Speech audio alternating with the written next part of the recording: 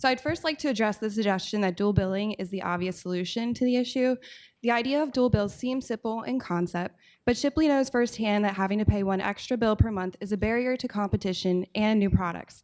When we first launched into the PICO territory for natural gas, we launched with the dual bill strategy, and even though our offer showed savings versus the price to compare, it failed. Customers were not interested in having one more bill they needed to monitor and pay. It was just easier for them to stay with the utility and pay more. So we quickly changed our approach and switched to utility consolidated billing, but ultimately those customers missed out, all because of an administrative function. And it's my understanding that some utilities will limit your ability to do POR if you do dual billing. So I think that's why you see a lot of customer or utilities doing consolidated. As for the cost of implementing supplier consolidated billing, it makes sense that all eligible customers chip in to help offset the initial utility implementation costs, since it has the potential to benefit all.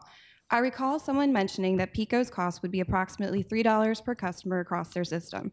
That's less than the cost of a bag of potato chips, or you divide it over 12 months and it's a quarter. I'm sure participating customers will save more than the $3 on bundling products or time of use programs. However, if the Commission believes it's necessary, and I cannot speak on behalf of the rest of the suppliers here today, but Shipley is willing to invest in SCB and would not oppose a nominal fee to help offset initial investments by utilities. Next, I would like to address the low-income consumer advocate comments. Ensuring that the most vulnerable of our society are taken care of is important. We can follow the same rules that are in place today for LIHEAP and CAP, and we just don't have to supply them unless it's through the utility consolidated CAP SOP programs. They wouldn't have to pay for implementation, and they would not be eligible to participate. Should things change in the future, we can always revisit it. But let's not prevent progress for the vast majority of our ratepayers. It'd be a shame to waste the smart metering technology that was deployed in Pennsylvania. Utilities make their profits from base rates, where the more a consumer uses, the better the utility and its shareholders.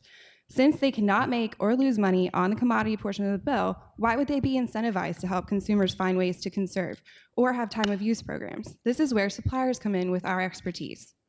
And we must be careful with the comments of some who would have you believe suppliers are incapable or should not be trusted to lower consumer bills. Suppliers take many shapes and sizes, but to plant the seed that we are incapable when some of us are already doing it in other states, or we're already receiving government assistance funds on behalf of customers for other product lines like heating oil, it's just irresponsible. Concerns about the possibility of an increase in customer complaints is valid from a PUC standpoint, as I'm sure there will be more questions with initial launch. However, educating consumers, say with a script much like the Schumer box when initially enrolled, would prevent the majority of complaints. And we could also go through additional testing and certification to ensure we are able and capable to fill all requirements. And finally, at the last hearing, Vice Chairman Place mentioned several times about the PUC's obligation to level the playing field. The truest form of leveling the playing field will be the unbundling of costs for default service. This is the one thing we agree with advocate calls on. Currently, advocates and consumers in what sounds like other states are comparing apples to, say, watermelons.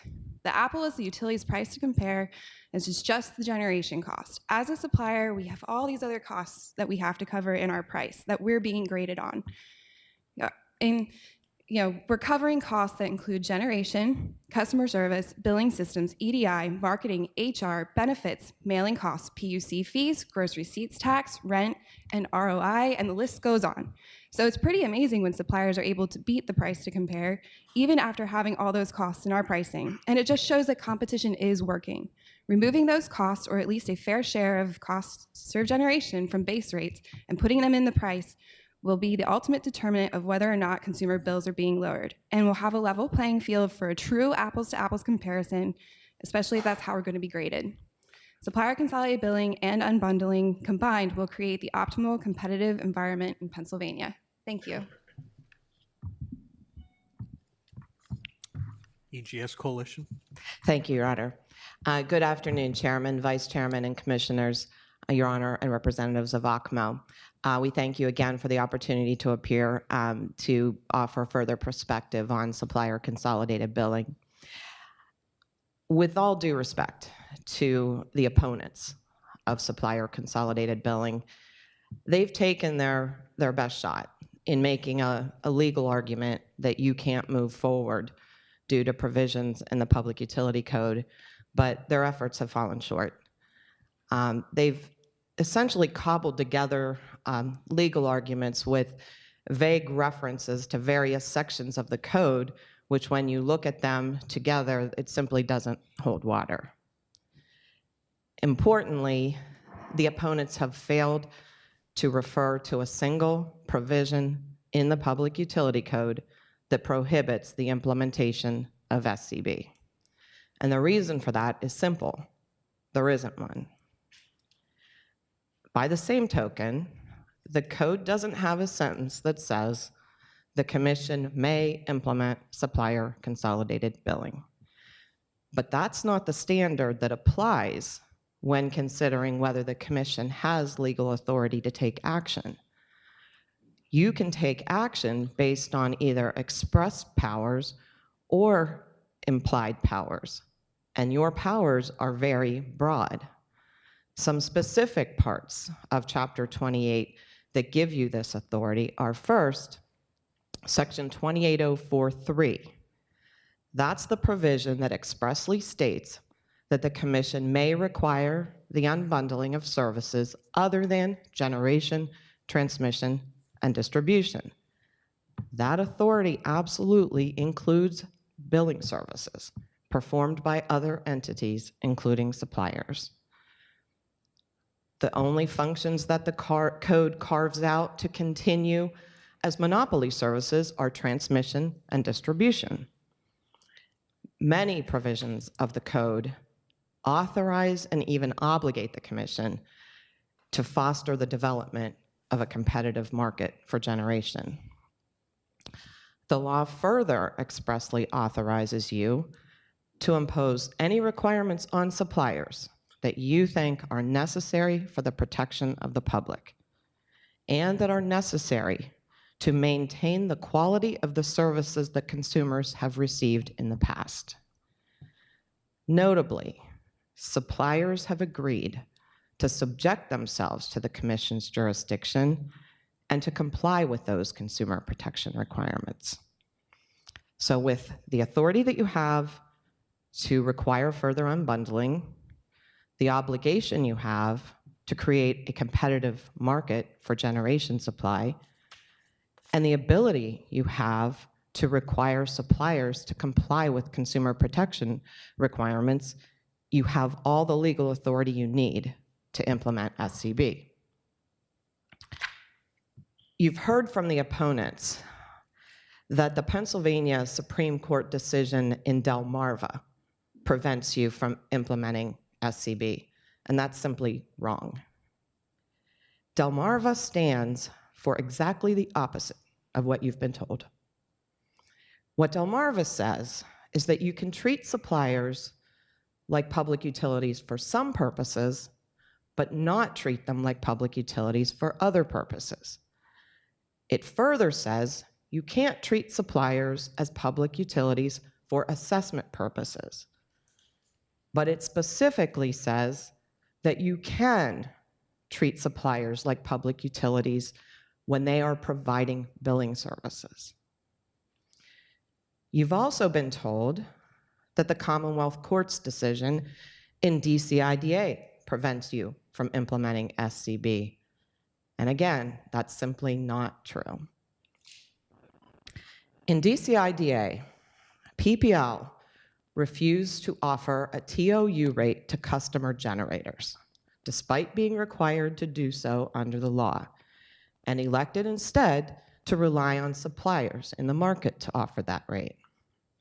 And what the court said was that PPL couldn't shirk that statutory duty and rely on suppliers to perform it for them. But just because an EDC has a statutory obligation doesn't preclude other entities from also offering the same services or products such as SCB or TOU rates. Indeed, the DCIDA court did not say that only PPL could offer the TOU rate to customer generators, just that PPL had to do it. And SCB isn't about EDCs shirking a statutory obligation, it's about giving utilities and suppliers both having the ability to perform consolidated billing. And the same response applies to Section 2807C and 2807D, which you heard about this afternoon.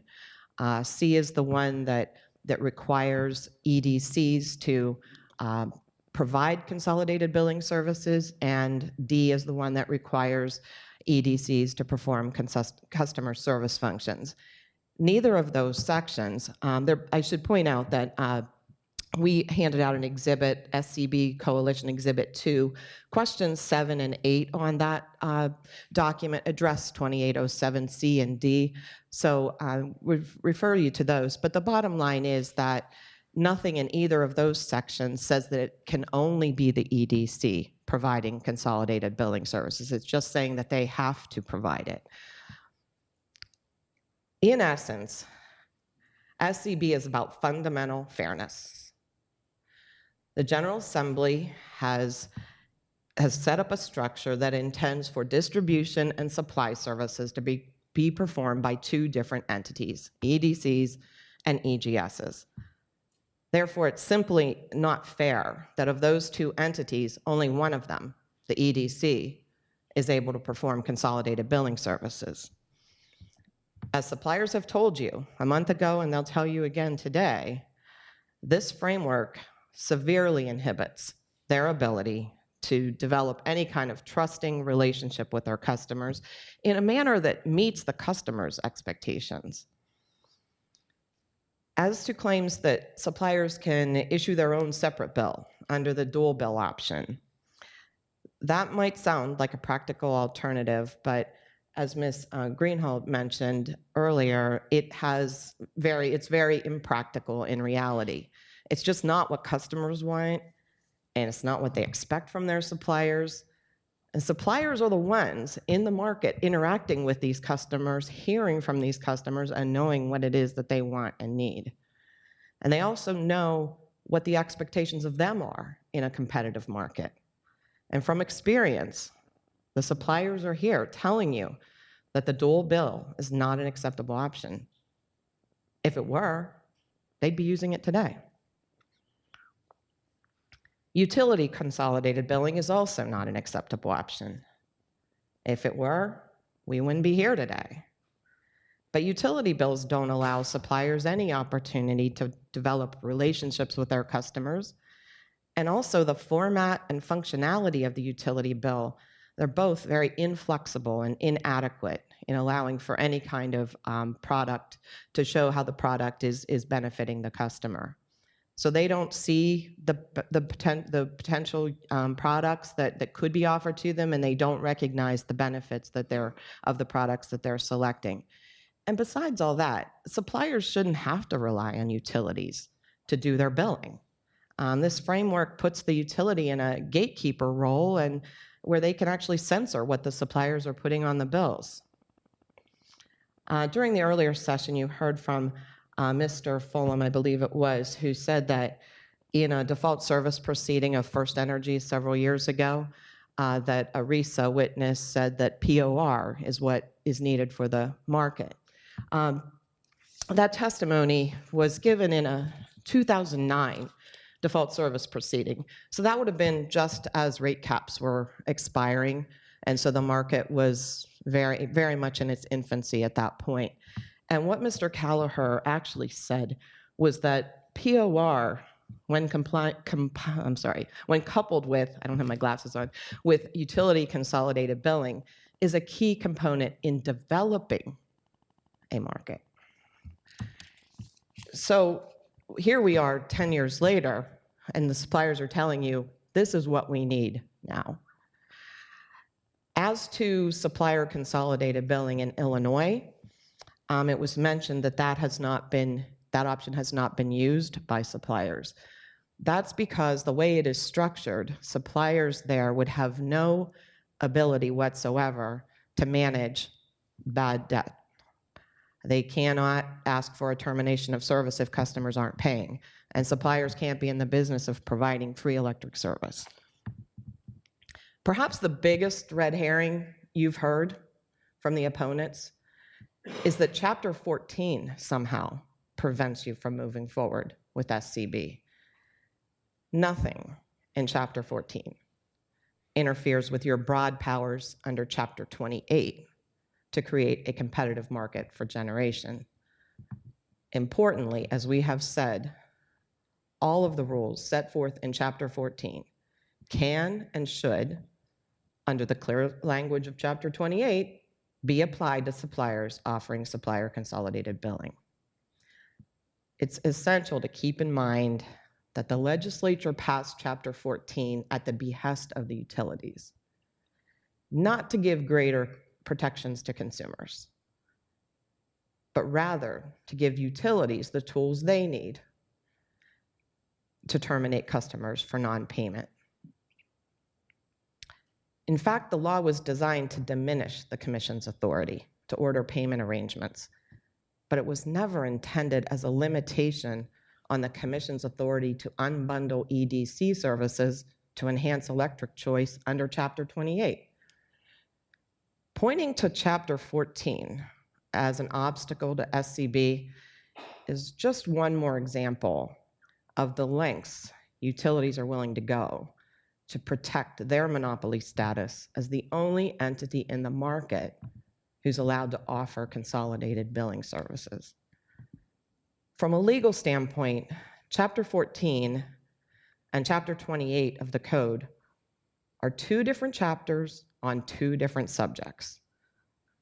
Therefore, the Statutory Construction Act requires that they be read so as to avoid conflicting with each other. It's also noteworthy that the goal of Chapter 14 was to protect paying customers from rising uncollectible costs. This goal is consistent with, not contrary to, but consistent with the objectives of SCB, where suppliers would fully purchase the EDC's receivables. In short, you are authorized to move forward with SCB, and nothing in the code says anything to the contrary. Good afternoon, Chairman, Vice Chairman, and Commissioners. And thank you for the opportunity to address some of the concerns that you've heard expressed here today, as well as on June 14th when we had the pleasure of testifying in front of you previously. I want to touch on a couple of points, namely impacts to low-income customers and the importance of customer relationships in enabling a thriving competitive retail market. First, I'd like to address the assertion that SCB is somehow a threat to universal service or to customers being referred to the various social services agencies that provide assistance to customers with paying their bills. In the markets where we manage billing and collections, which, as you know, we heard referenced quite often on June 14th is Texas, we include a line item on the bill to enable customers to contribute to hardship funds, and we distribute those funds to community aid agencies that use those funds to help customers pay their energy bills. Our customer service reps also routinely refer customers seeking assistance to LAHEAP and other social welfare agencies. These are actually minimum requirements that all suppliers must meet in order to serve customers in Texas. There is no reason why suppliers cannot be required to do the same here in Pennsylvania as a condition for certification in SCB. But low-income assistance goes beyond these two measures. Reliant, which is one of NRG's subsidiaries and operates one of the largest suppliers in Texas, has had a voluntary customer assistance program called CARE, Customer Assistance for Reliant Energy, in place since the Texas market opened in 2002.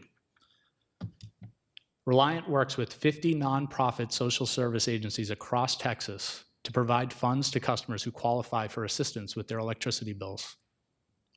Reliant actually expanded the number of agencies from 30 to 50 this year because the agencies were unable to keep up with the giving away of the funding that we provided.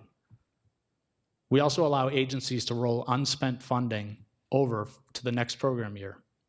Agencies must report on spending, and CARE funds must only be used to help pay for Reliant bills. Since 2002, Reliant, as a corporate entity, has contributed over $10 million in donations to these local agencies to assist customers, above and beyond the funding. Reliant's call center will also refer customers to the FCC's 211 hotline, which refers customers to social services for assistance with energy and food, et cetera. And Reliant accepts donations from hundreds of additional agencies such as churches and other local community groups that pledge funds for payment assistance to individual customers. And if a customer is getting help, suppliers are required to honor those pledges even before the funding is received.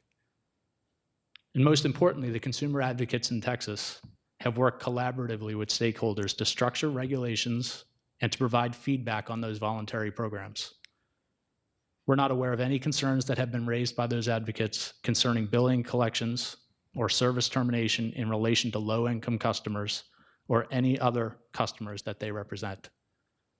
I know here in Pennsylvania on June 14th, we heard a lot of communications around those concerns from the customer advocacy groups, which I think are fair and reasonable, but we would work to ensure that we were continuing to support those low-income groups as we move forward. We heard from the advocates that the utilities, as it currently stands, do a pretty poor job of addressing the needs of low-income customers in a sufficient manner, and that the advocates' resources are stretched thin. If you recall from that previous testimony, there was some concern about having multiple different groups that would now be involved in this process versus the existing utilities, because they've created a relationship with them, but we heard loud and clear that that relationship is not as efficient as it could be. My response to that is, that's what you get when you don't have competition. It's not that surprising that when you have a monopoly service with no competition and with no options, the service provider has zero incentive to do better to meet the customer's needs. And in turn, the customers suffer. Competition creates choices and higher quality options, and customers have the opportunity to create to have a better experience. Each of us as suppliers track how well we do at meeting customer expectations and providing excellent customer service wherever we can. Being the go-to energy provider for consumers is a driving force for all of us and many of the competitive retail suppliers. If we don't service our customers with great customer service, they're just going to move on to the next retail supplier or drop back to default service. It's incumbent upon us to deliver that customer service. We may have some things to learn about how low-income benefits work here in Pennsylvania, but I can guarantee you that the suppliers will be motivated to learn those rules and deliver service to customers that they want and choose. Second, I wanted to spend a couple of minutes on questions that Commissioners Coleman and Place asked at the last hearing related to trying to understand the impediments to communicating with our customers and why the inability to bill is such a barrier. And we heard that in the previous panel as well. As I mentioned in the last hearing, here in Pennsylvania, as well as across all of our states in what we consider the East, we have early engagement programs that we set up with all of our customers. And we also have monthly newsletters, which I think are referenced in the June 14th hearing as well. We have ongoing communications that we're constantly sending. I mentioned in that meeting that we typically see between a 10 and 15% open rate for our monthly newsletters. We actually just had a monthly newsletter that we sent out last week. We had a 12% open rate. So we sent it out to over 100,000 customers, and only 12% of those customers actually opened the newsletter. That is us trying to talk to our customers, trying to work with our customers, but the reality is we are all inundated with a lot of communications from a lot of different organizations, and we don't all open the emails or the letters that we get. And that is why getting access to billing is such an important element of creating that relationship with our consumers. To try to improve those rates and better understand how customers perceive us and their satisfaction with us, we do a fair amount of surveying of our customers. Our surveying reveals that customers continue to only have a vague understanding of who we are and what we do. And I don't think this is unique to NRG. And that is attributable to the fact that when customers switch to us, nothing changes for them. We heard that in the last panel. We heard that when we went through the marketing collateral from the website.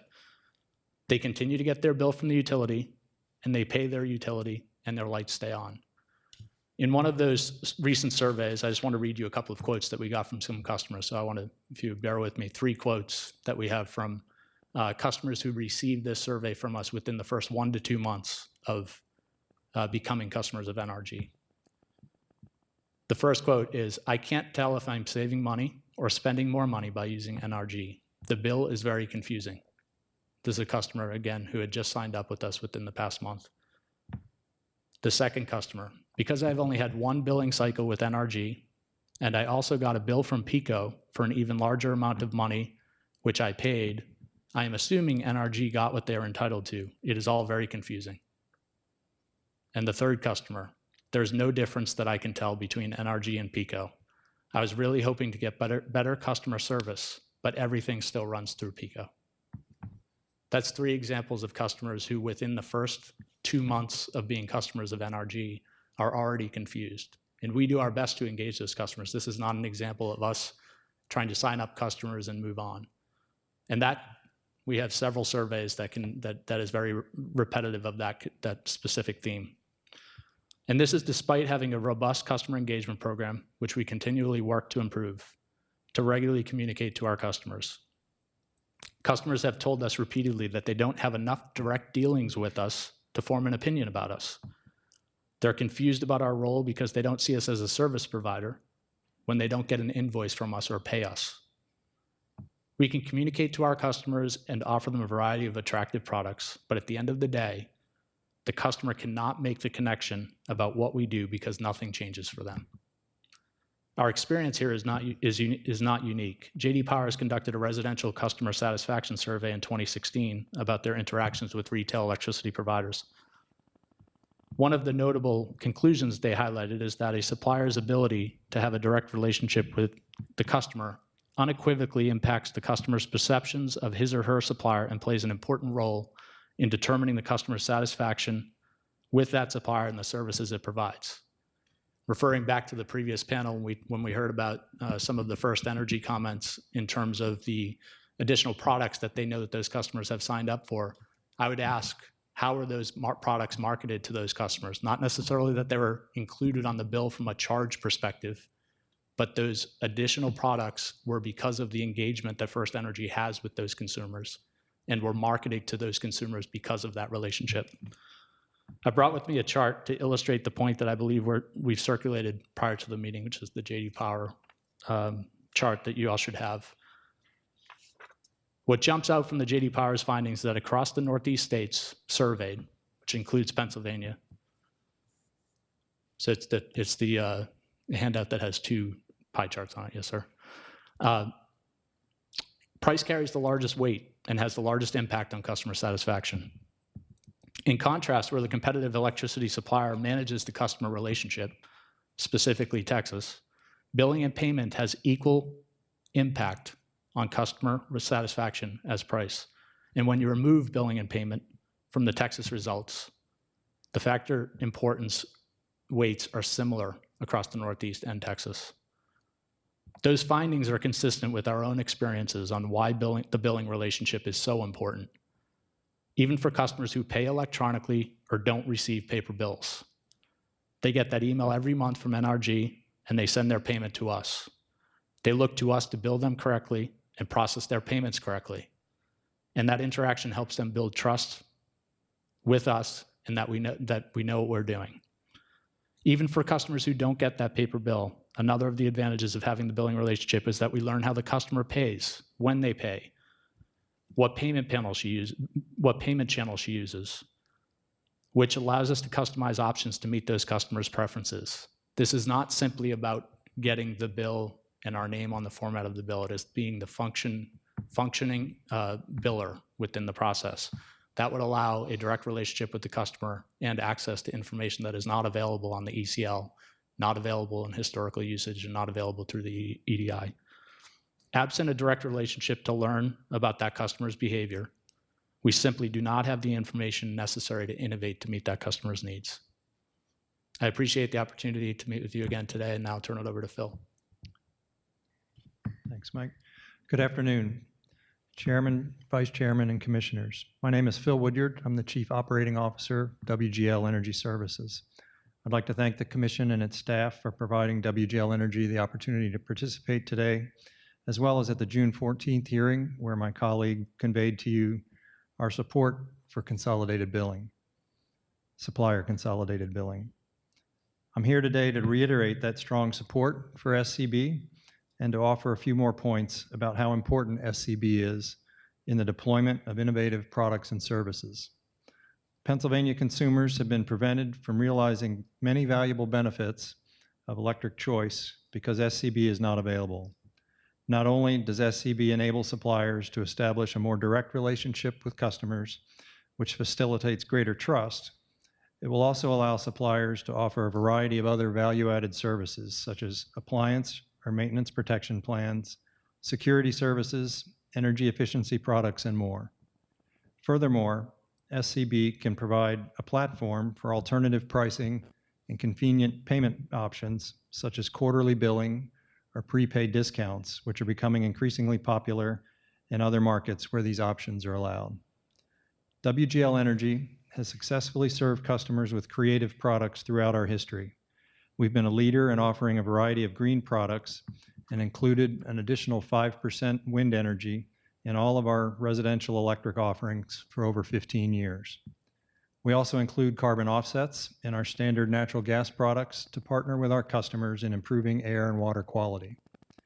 One of our most successful natural gas products has been a flat bill product that protects the customer from weather-driven volatility in their gas costs.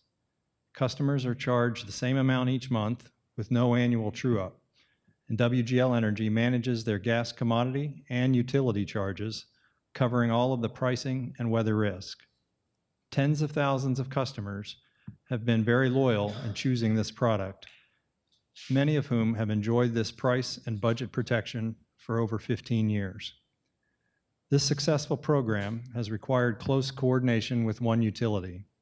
Other utilities, however, have not been as supportive, and alternative products are a challenge to develop without the SCB framework in place. The implementation of SCB will enable us to offer other creative products and, with more control over the bill, enhance our ability to educate consumers about the services they choose, as well as other products that are available to them. Other product offerings could include various types of time-of-use structures, such as discounted nights and weekends that have been popular in other markets. While a few TOU products are available in the market today, suppliers are limited in what we can provide because we simply cannot communicate fully about the product under the utility consolidated billing format. Customers struggle to understand the value of TOU under the current billing regime. Suppliers are in a position to only be able to back out some charges for that free weekend or free night without a clear presentation of the overall impact and results. Another area where SCB can improve the level of service is for customers with multiple meters.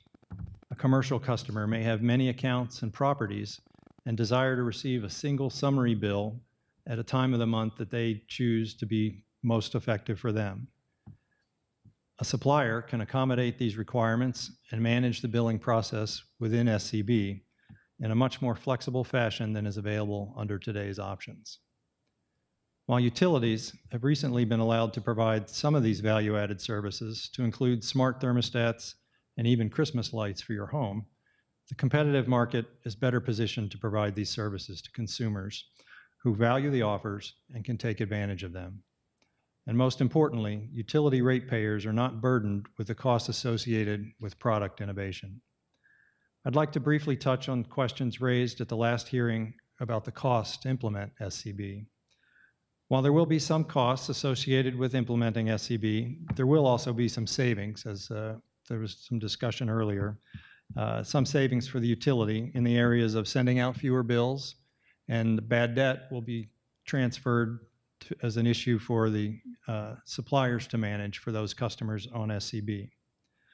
The EDI transactions have already been created to support SCB. They will need some definitions and clarifications as part of the implementation process.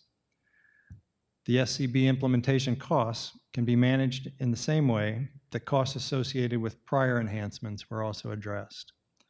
Seamless moves, instant connects, accelerated switching all had costs associated with them, and the utilities filed compliance plans outlining recovery of these costs. The same can be done for implementing SCB. Again, I appreciate the opportunity to offer comments today and urge the Commission to direct that SCB be implemented so that consumers can have access to innovative products tailored to their own unique needs. WGL Energy strongly supports the SCB proposal, as this is a critical step in improving Pennsylvania's competitive retail energy market and allowing customers to realize the full benefits of energy choice. Thank you very much. At this time, Chairman, Vice Chairman, and Commissioners, I'm going to offer some closing comments on behalf of the coalition. I didn't even introduce myself the first time, Karen Mowry, and that's because you know me well. And I'm here today as an advocate for the SCB coalition. And as their lawyer, it's my job to represent their interests zealously. But I'm also speaking to you today as someone who has been intimately involved with the Electric Choice Program since it began in Pennsylvania in 1997. 20 years ago, I was participating in restructuring proceedings of the electric companies on behalf of the Office of Small Business Advocate. When I returned to the Commission's Law Bureau as Deputy Chief Counsel for Energy in 1997, I immediately became responsible for the oversight of the day-to-day implementation of electric choice. During my last several years at the Commission, I was the director of the Office of Competitive Market Oversight.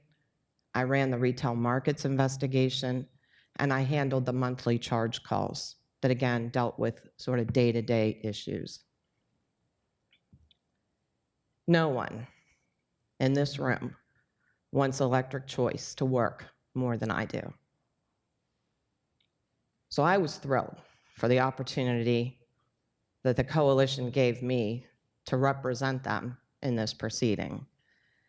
As an advocate for the coalition and as an individual with a passion for electric choice, I am telling you that you can do this. It's not a question of legal authority. You have very broad authority under the Public Utility Code.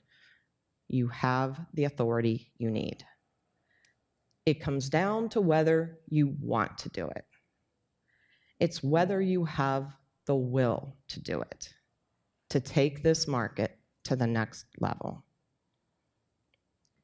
If you want to make this market about more than price, then you need to move forward with SCB. If this market continues to be only about price, it will continue along its current sluggish pace, where 2/3 of the mass market customers receive default service from their utilities 20 years later. If you want to give consumers the opportunity to choose products that have been specifically designed to meet their own individual needs and desires, then you need to move forward with SCB. Without those innovative product offerings, Pennsylvania will have failed to achieve the goals of the Competition Act.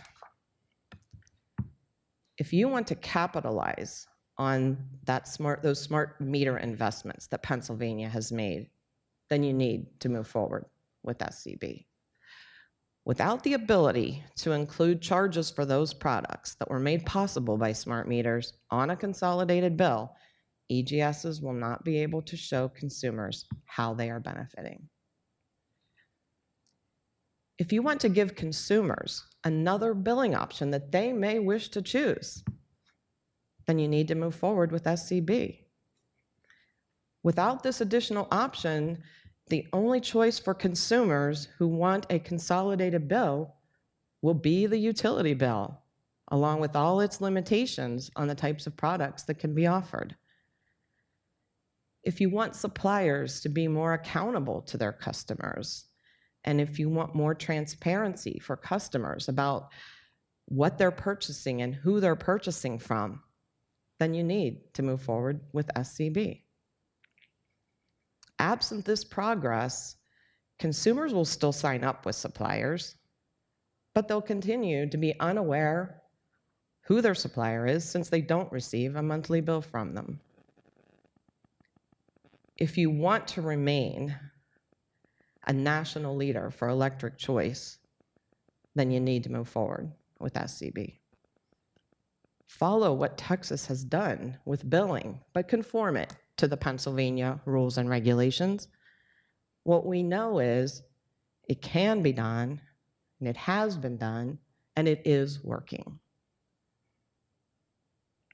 As I said to you at the outset, the opponents have not cited and cannot cite to a single provision in the Public Utility Code that prohibits SCB.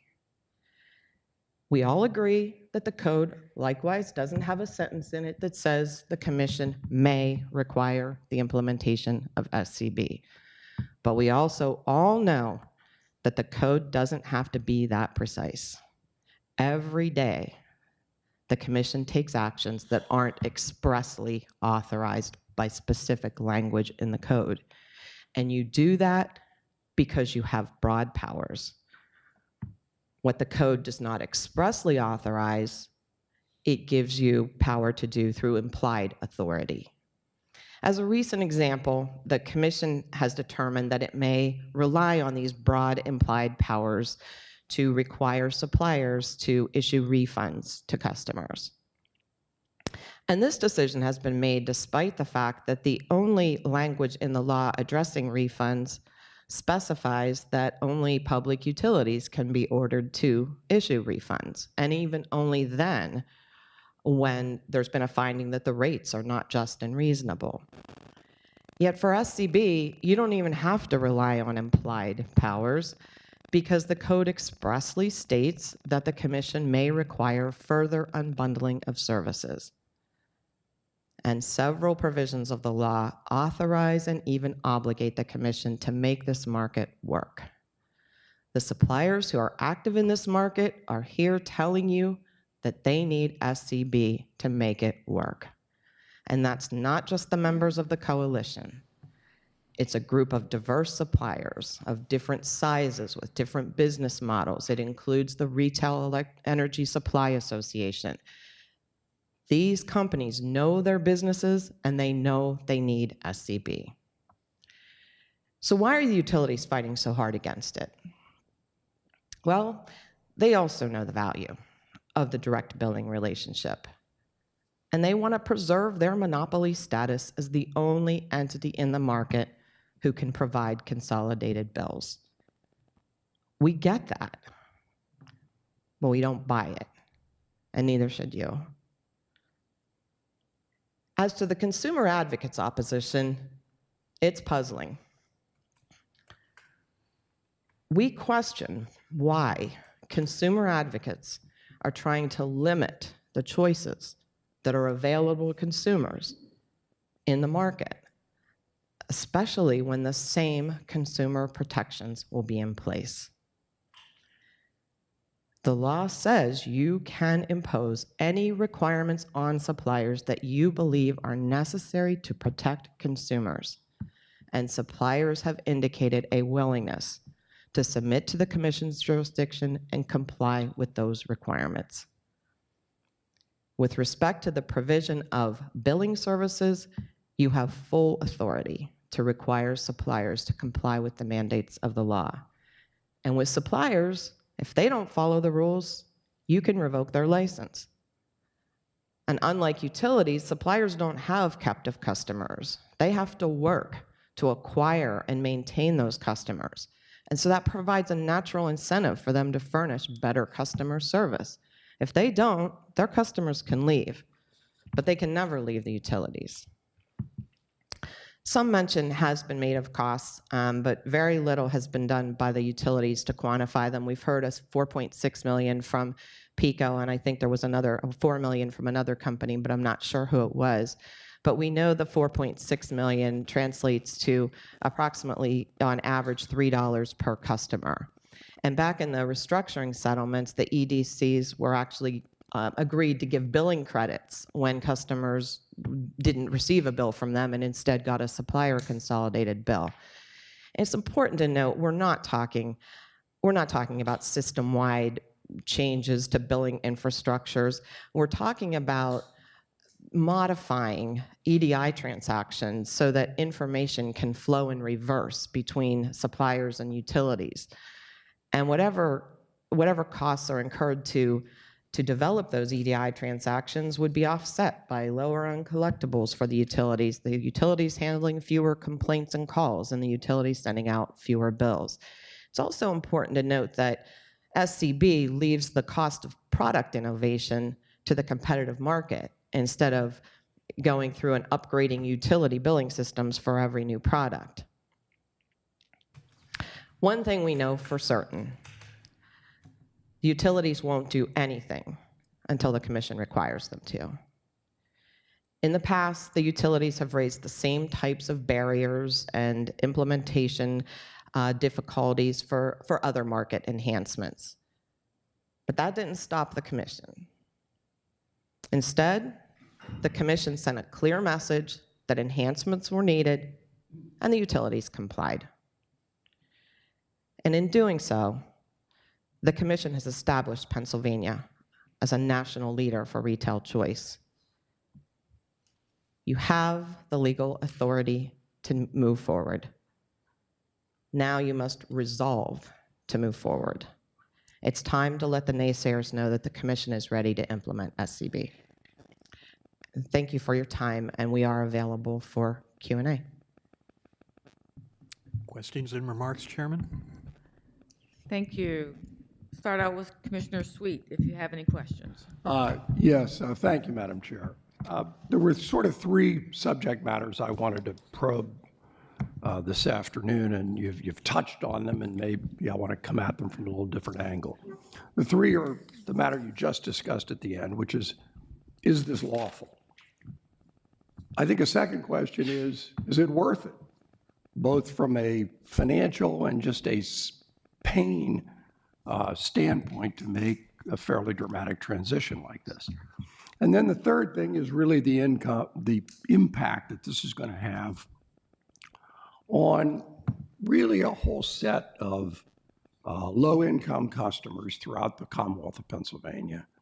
And, you know, we do have a fairly extensive set of programs, set of relationships between utilities and nonprofits who provide necessary referral services and the like.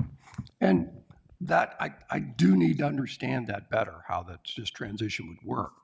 But let me start with the legal authority. I feel like a judge who's heard a very well-argued case in an appellate court. Mr. Fitzpatrick is a well-known and highly respected lawyer and has argued one way. And Ms. Mowry, you are a well-known, highly respected lawyer and come at it from a little different perspective. I'm going to oversimplify this, but in my oversimplified understanding of the arguments, Mr. Fitzpatrick's saying that the relevant and applicable statutes state specific duties and obligations, impose them on the EDCs, and that are relevant here. And by sort of implication, when that same specificity isn't evident as it relates to suppliers, that the General Assembly has chosen to be specific in one instance, and if it wanted to, it would be specific as to suppliers. You've argued well that because the legislature hasn't prohibited it, by implication, we have the power to do it. I don't think we need, you guys have well argued those sides. I don't want to probe any more on that question. My real question is whether this is the right forum. Why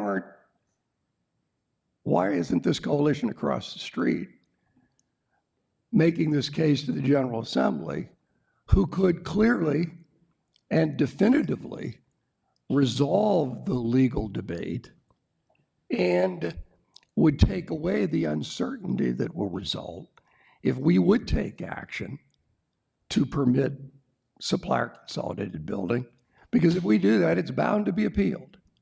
And there are bound to be years of argument millions of dollars of expense to litigate whether or not we have this power in the first place. So I guess ancillary to that is kind of my last point about whether it's worth it or not. If this is really worth it, if customers really want this, why aren't you over there arguing to their representatives,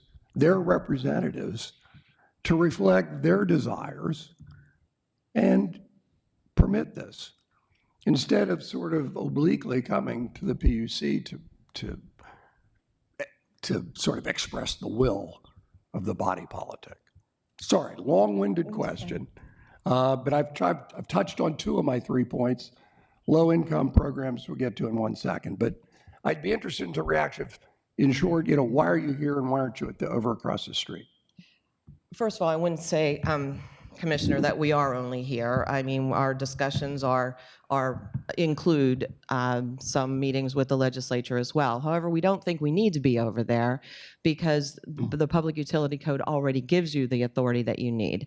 Really, no one has addressed why that section about the commission having the authority to do further unbundling, why that would not include billing. We can't think of what else it would include. And in fact, the Gas Competition Act actually specifies billing. It says, it can do further unbilling, including metering, further unbundling, including metering and billing. So when we see that language in there, along with all the other sections that we mentioned, we don't think we need to be at the legislature. We think we can be here and get this done. As far as I do want to touch on the sections that Mr. Fitzpatrick was referring to that you mentioned about, he was really talking about the 2807C and D, where the law lays out the obligations that have to be followed by that have to be followed by EDCs. And what those sections, it's really important to emphasize the purpose of those sections. That was to make sure that customers had a consolidated billing option in this market. It's like the legislature said, we're going to make the utilities have that option available to customers so that they can select it if that's what they want. But nothing in there talked even, that was really about EDC obligations. It didn't even really get into any EGS responsibilities or obligations in that section because the legislature was trying to make sure that option was available to customers. And it also was doing the same thing in 2807D, where it was trying to make sure that the customer service functions were always being provided by the EDC, but that never meant that the EGSs shouldn't also provide customer service functions.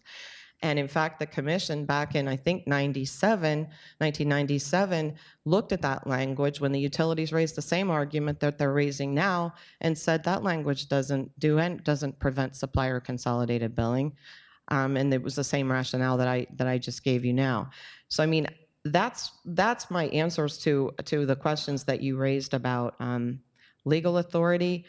As far as, I think that probably you want to hear from one of the other panelists about one thing I could tell you about low income. I know you brought that up. One thing I could tell you about that is that our comments, the coalition's comments, actually said that we would be willing to take the CAP customers and the LIHEAP customers off the table for at least the initial implementation of SCB.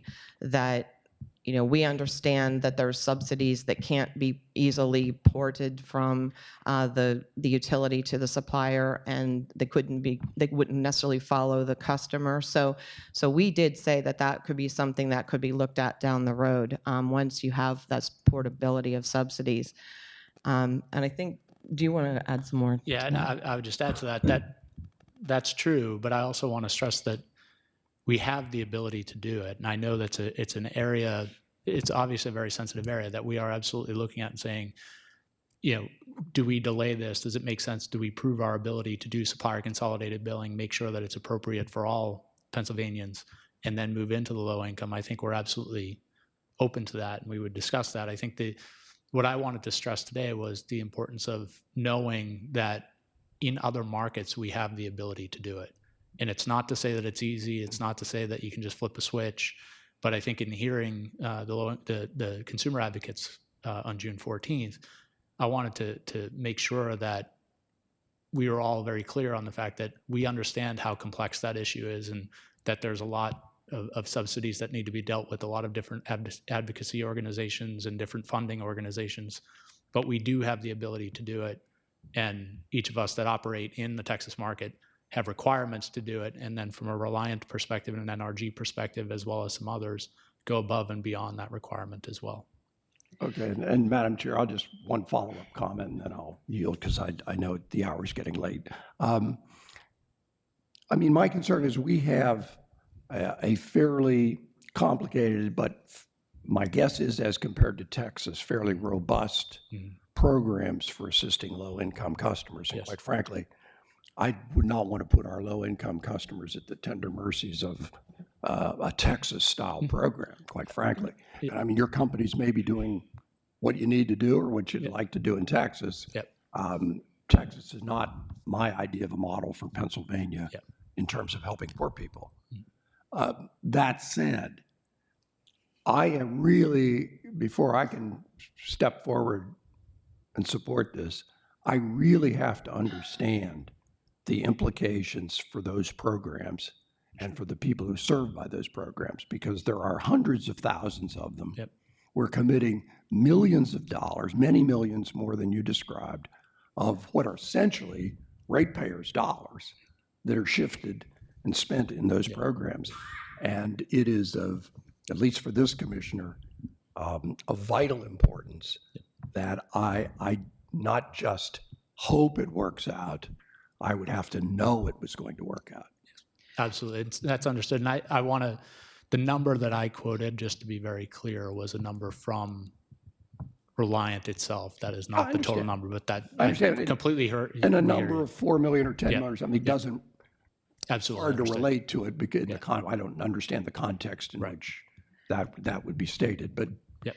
And if I could Well just taken. add, Commissioner, on the low-income customer question, what we're proposing is an option, not a mandatory result. We're just saying give suppliers the option of offering this service, and like we're saying at the outset, we could even keep CAP customers or other low-income customers out of that program, but ultimately, we would probably want to be able to expand it, But the point is, even if it was expanded, it's always going to be the option of the customer. They can stay with the utility, or they could go to a supplier that offers utility consolidated billing. I'm not concerned about your servicing the low-income customer.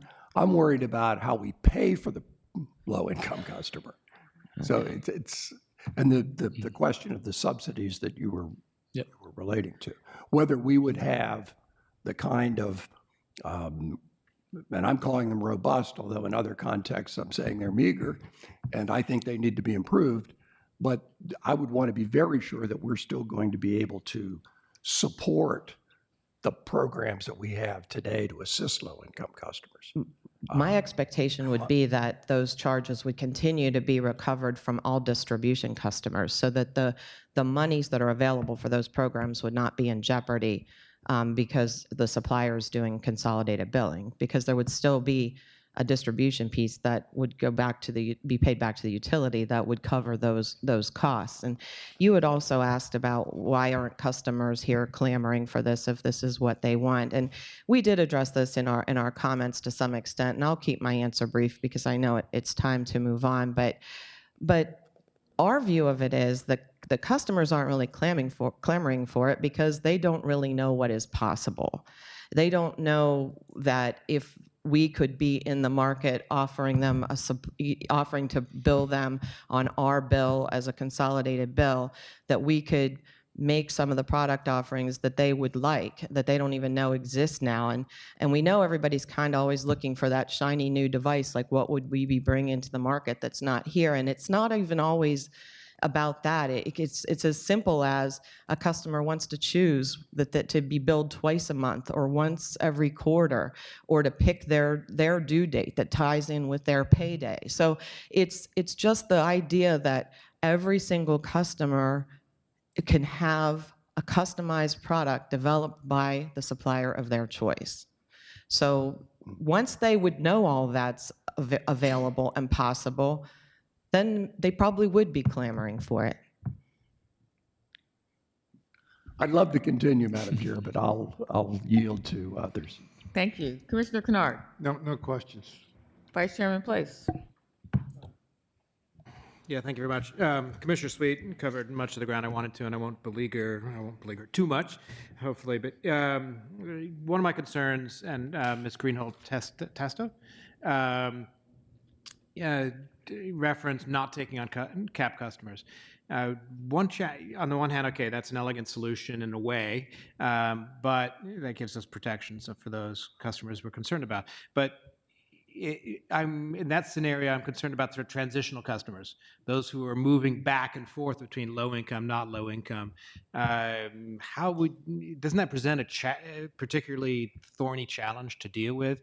You have to know if they're at 150%. Now they're above 150% of their poverty level, or below 150% of the poverty level. That's a moving target. They're going to be moving in and out of your system. Isn't that going to be a particularly difficult function to do?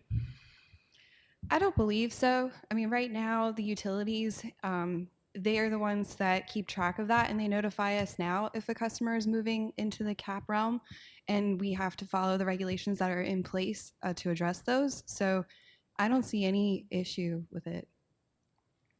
Okay. Yeah, I would agree. I think it's very consistent with how we operate today. The difference is that today we're not directly billing that customer, but we already have to adhere to that policy in many markets today. Okay. And to Ms. Maury's point about that we're still going to have the charges, the distribution charges to cover universal service, is there a concern that as argued by the earlier panel that they will retain, if not, their obligations may grow under this, if we have consolidated billing, that we're going to have increasing financial pressure, shrinking pots on the EDC side, but yet the ratepayers are needing to cover those costs, that there isn't a shrinking pool on the EDC side coupled with level or increased costs while you take off the cream of the crop on the other side. Is there not some risk of that occurring? I don't really see that as a risk. I mean, I don't think that it's about taking the cream of the crop. It's about serving the customers who want to be served by these suppliers and get these products that are being offered.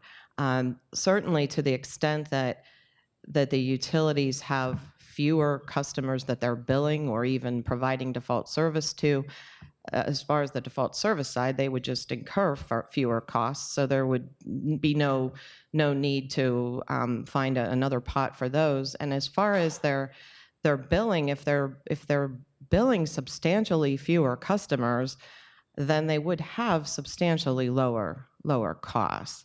And probably it's a good time to mention too that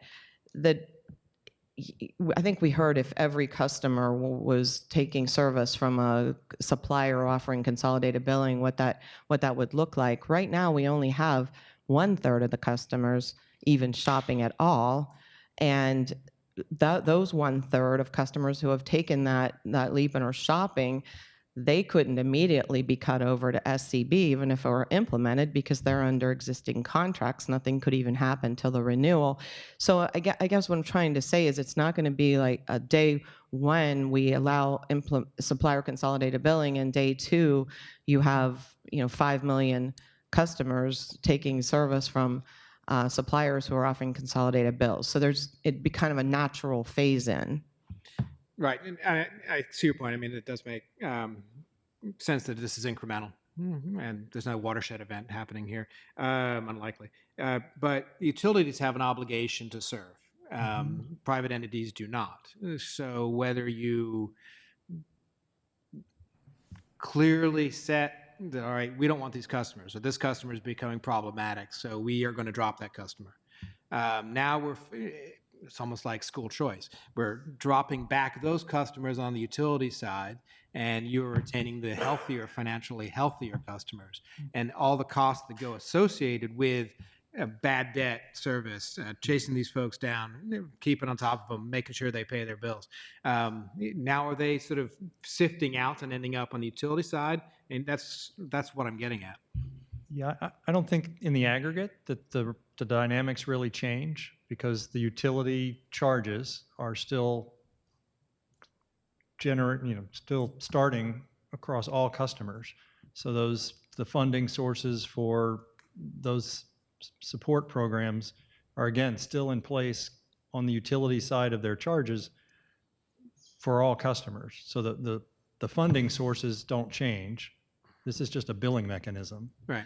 And then we can assume there's no sea change in the economic state of the population. The bad debt total aggregate and the cap customer support on the other side should stay the same. So while it may look in a percentage sense like, oh, the percentage of the utility customers that are on assistance programs may be bigger than it is today, because they're in terms of a billing separation, the funding really doesn't change. Yeah, and in aggregate, I see that point. My concern is that we're building, now we're going to have, when we take on the all USCCP behemoth of that encounters, now you all will have that chunk, that monolith, and the utilities will still have that chunk. And there could be some cost savings associated with fewer customers on the utility side being problematic, and so they can shrink down their customer service number of associates they have, and so on, number of calls they field. But we are now building two sort of parallel systems, robust systems, and all that comes with that. And we are it's the same fixed pool of revenue over what could be a more expensive system in total. Particularly if that doesn't shrink, if you remotely buy the argument on the utility side that their costs really don't shrink. I think we've had that dynamic for 20 years now of separating the pieces that were once all together. Yeah, my only concern is that if we are the sea change we may be seeing here is that the whole USCCP piece is moving, but.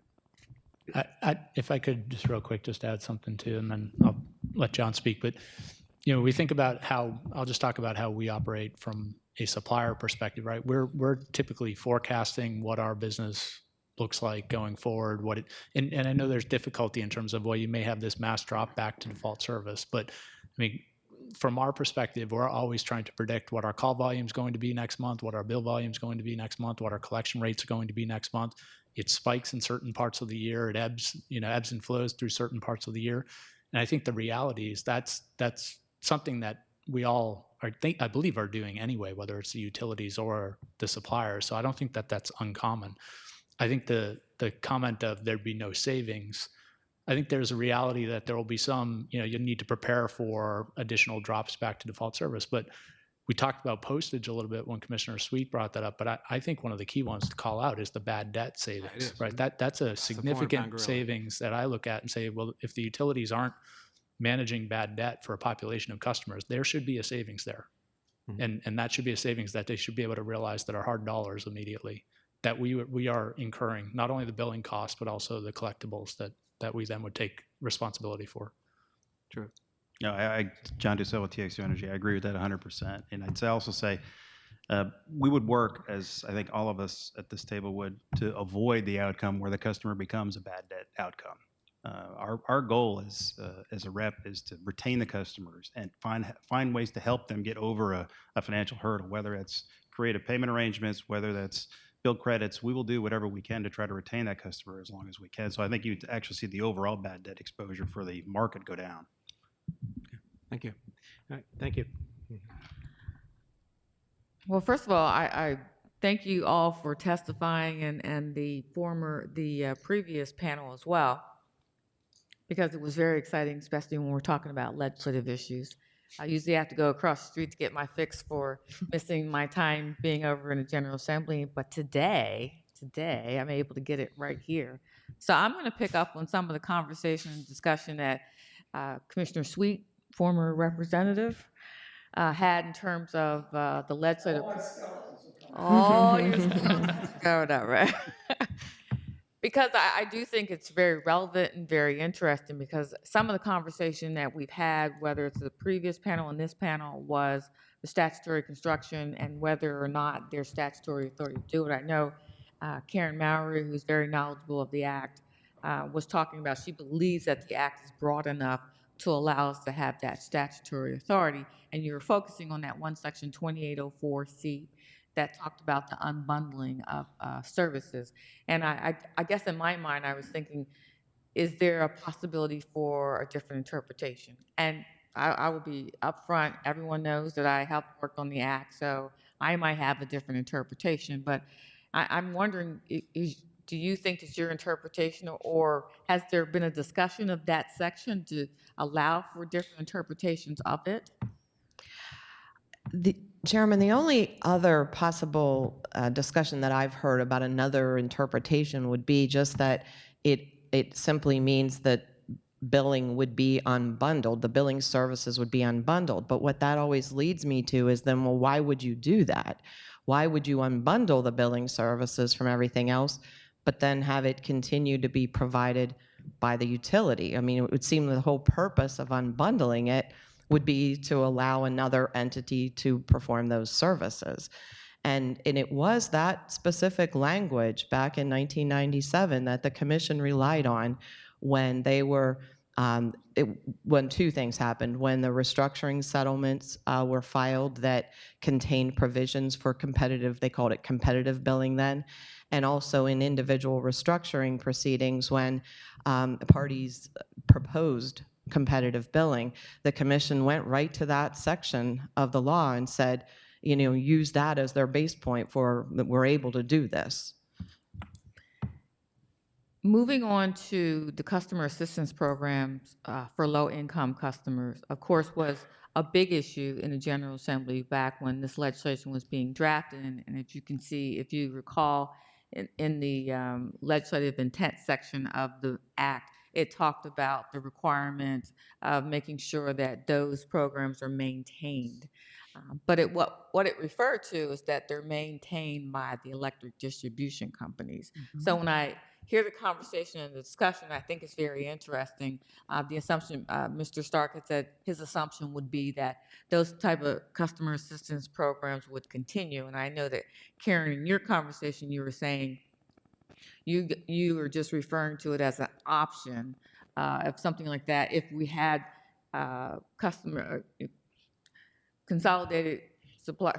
consolidated billing, that it would just be an option for the EGS to provide some type of customer assistance program. My concern would be the impact that could be on customer assistance program if there would be some type of supplier consolidated billing. The argument being for the EDC, or their interpretation could be that our customer assistance program is just that, our customer assistance program, and they could arguably say it's just for the distribution side of it and not for the generation or the supply side of it. I mean, would you see that type of interpretation? These are just things that are coming to mind as I was sitting here listening to the conversation. I think with the provision in Chapter 28 that talks about maintaining universal service programs the way they were before the Act was passed, I think that would obligate the Commission and the utilities to have those programs look the same regardless of whether we introduce supplier consolidated billing into the structure or not. As far as what I was talking about with supplier consolidated billing being an option, I was just saying that customers wouldn't have to choose that. So it would be up to each individual customer whether they chose a supplier offering those services. But as far as the customer service program, I always thought that the customer assistance program would continue as it does now, and the utilities would recover their costs through their distribution charges, which they would be passing on to the supplier to bill the customer for, and regardless of whether the customer paid or not, the supplier would be paying the utility those charges, so that this shouldn't affect the customer assistance programs at all. I think what Mike was adding to it is that on top of those required programs that have to be in place because of the statutory language that Reliant and others have offered additional assistance. Correct. Did And- that, and I- that answer your question? Well, I don't know that what I'm trying to do is to continue the conversation and to discuss it, because there could be different interpretations of it. And the reason why I'm bringing it up is because obviously I thought in my mind, I remember what the conversation was. I wonder if there can be some expansion upon it. And that's why I'm asking the question. If I could, Chairman, I would just go back to what Phil had mentioned earlier. Is, from the perspective I have, at least as I view it, those customer programs don't really change. What we're asking for is supplier consolidated billing, which in essence just changes who is billing the customer, but all of the underlying components of it, the protections that the consumer, as well as the programs that we have in place here in Pennsylvania, should continue as they are. That's how and obviously we'd work through what each of those meant, but when we think about supplier consolidated billing at its core, it's really just moving the function as it sits today. It sits with the utility. What we're asking for is the ability for it to sit with the supplier. And I understand that. I really do. It's just that we have to all be realistic with the fact that we are, or the conversation here is about making a change. And even though we can argue that it doesn't have to change, we're talking about making a change, and the unintended consequences of something could be that there is another change. Yeah. And we want to make sure we have, or at least I want to make sure we have the full conversation, because I know from my experience as well, all those unintended consequences, and we want to try to avoid that and make sure that we are making sure the customer assistance programs would stay in place. The one final thing, and also this was under the conversation of Mr. Stark as well, when we were talking about customer service and that the EGSs could provide reliable customer service. I think the conversation you were saying is that people that have switched over to EGS were saying they didn't notice the difference in terms of customer service because they really didn't have the access to you or things of that nature. And I wanted to follow that line of conversation a little bit more, because I'm trying to anticipate what you would like to see under a change in regime in terms of customer consolidated billing, or supplier consolidated billing, where you would have more customer service. I'm trying to make sure that I have the clear understanding, because in some cases, I'm wondering if customers also think you would take on the part of the customer service that only the EDC could answer. Now, what I was really referencing was, I believe in the quote, it was more along the lines of, this customer not really seeing the difference. And if you think about it, I'll just kind of walk back if you don't mind real quick. You think about one of the benefits of having competitive choice as we have it today is that for the consumer, really not much changes. That in a sales process for them, they look at that typically as being a benefit. And when we heard some of the quotes of some of the websites earlier today, that is one of the benefits, because that's the market as it's constructed today. When we think about that, the downstream negative impacts of that are when the customer has an issue on their bill. Typically what happens today is they will call the utility first, and then the utility will say, oh, well, the questions that you have are with the supplier, and so therefore they will then tell them, refer over to NRG, let's say in this instance. Our phone number is there, but typically what people do is it's a utility bill. I'm going to call the utility, and then I'm going to wind up making a second phone call to the supplier if that's what I wind up having an issue around. In this case, what I believe would happen is if you have the bill, it would be reverse of that. It doesn't mean that all of the issues can be solved by NRG or by the retail supplier, but the bill is being sent out. That's typically who the consumer will be reaching out to. And we know from our experience that means that you have to have additional customer service, you have additional resources, additional hours that would meet the requirements that would be necessary. But they are calling NRG first, and then if there's an issue from the EDC that only the EDC can solve, they would be then transferred over to the EDC as they would be handled today. So it just changes that dynamic a little bit. And again, in developing that relationship, I have an issue. Who am I calling? in this case, in many cases, what we do today, just as we do today, even in other communications, if you have an issue with outages or anything along those lines, that's obviously an EDC specific issue, and we direct people there. We actually have that in our IVR today. Okay. One final question that I have is on the Public Utility Code, what under Chapter 28 versus Chapter 14, which we're getting into the issue of terminations and things of that nature, and the language under that act really is referring to actions by the EDCs. And so it's more of a statement because it's, to me, I don't think there's time to really get into the detail of an answer. It would be unfair to Karen. But also, I would love to be able, and I'm looking at Judge Buckley, if Bill asked if she and the former panel can also provide information, because once again, we're getting to the Statutory Construction Act, and the only reason why I'm getting into it because Karen did bring it up in her remarks in terms of that, because we also know with the Statutory Construction Act, there's the later in time provision, and the Chapter 14 was the act that was passed later in time. So I really would love to have your interpretation of that and how it would apply to supplier consolidated billing and being able to do determinations, the supplier doing determinations or things of that nature. So, Well, Chairman, if you want to, we can certainly hold the record open and have that addressed specifically by any of the panelists who would care to make that filing. If you want to keep it on the same date as reply comments, that would probably I be could fine. briefly address it here. Comment, or you can answer I can briefly here. address Okay, it all here, right. Chairman, yes. I believe the later in time provision of the Statutory Construction Act applies when the two chapters or sections are inconsistent. And I don't think there's any inconsistency here between Chapter 28 and Chapter 14. I mean, Chapter 28 is all about, creating a competitive market. It tells you can further unbundle services to promote the development of that market. And Chapter 14 was about making sure utilities can collect the money that they are owed by consumers and that they have the ability to terminate them if they don't pay.